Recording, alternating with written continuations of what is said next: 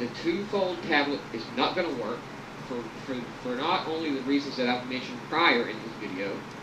You know, for being so sure this thing is vaporware and doesn't exist, he's pretty obsessed with pointing out why Apple is far superior to something that he claims doesn't exist. Methinks he might have some MS envy. But for other reasons that I can't think of right now and I'm not mentioning, because I had a boatload ton of bad things that could happen with a device that you got to open up.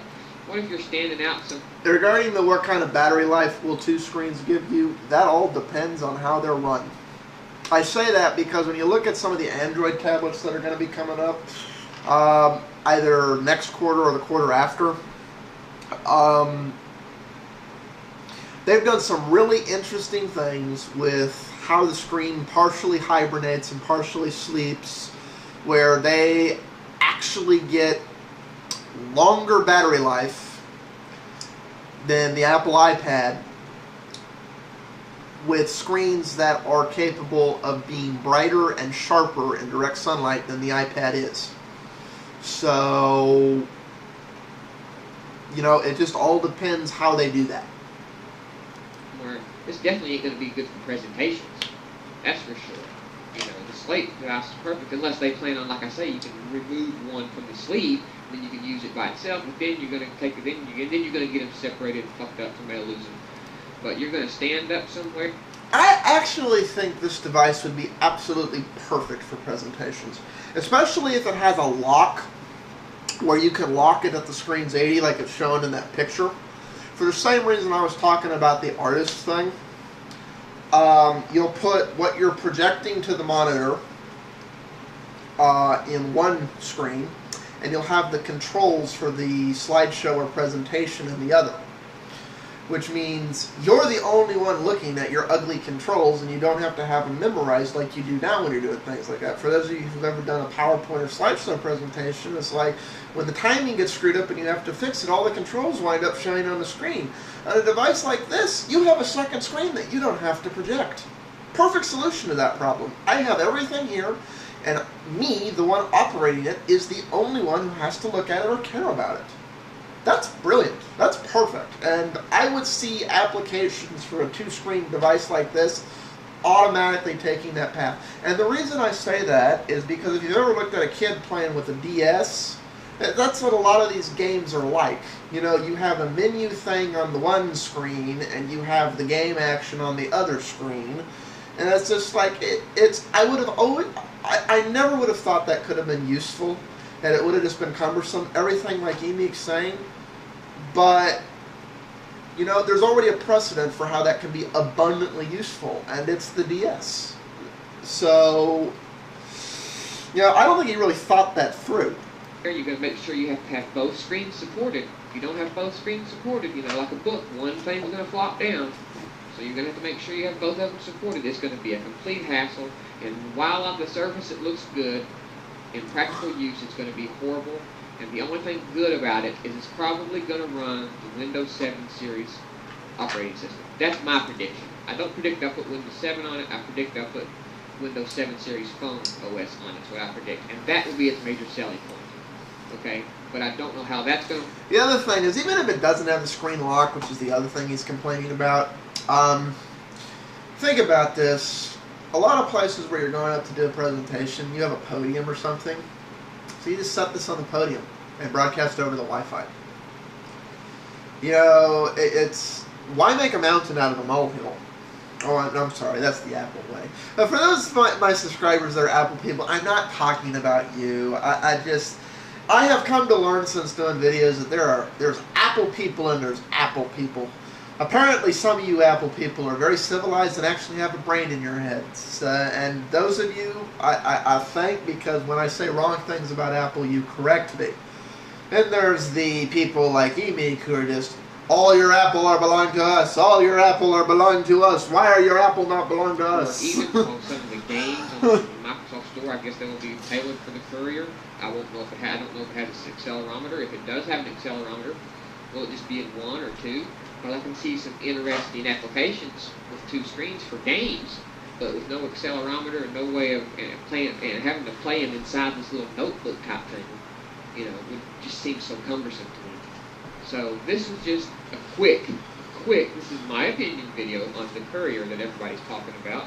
Mark my words, it's a dumb idea, and if it gets executed, if not done perfectly, if Microsoft don't execute it perfectly and doesn't execute the operating system and the UI perfectly, it will flop.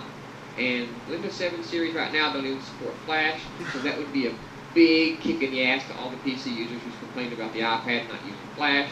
They would have to totally eat crow, just like they're eating crow about the Windows 7 series phone not supporting Flash. Windows 7 series phone not supporting copy and paste. You know, people say, well, they're planning on supporting it, though. They're planning on supporting it. Yeah, but you know that because they told you they plan on supporting it in the future when things are ready for it.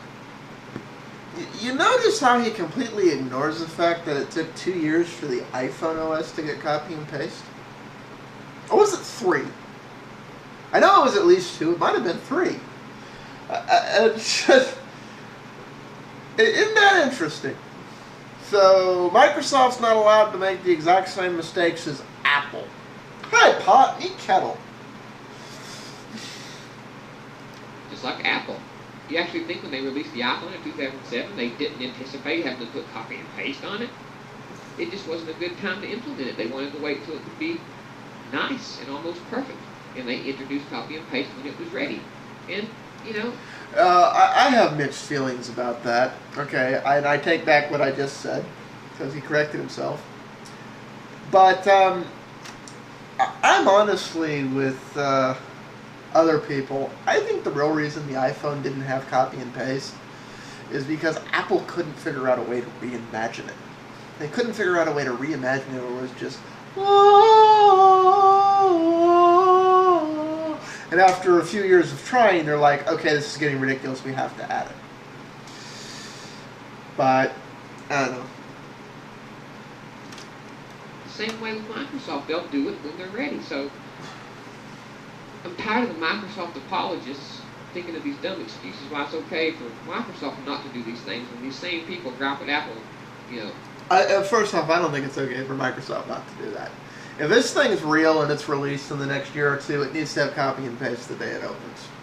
Even if it's the same copy and paste like Android's using, where you just you grab the thing and drag over, or you hold on to it for a long time and paste.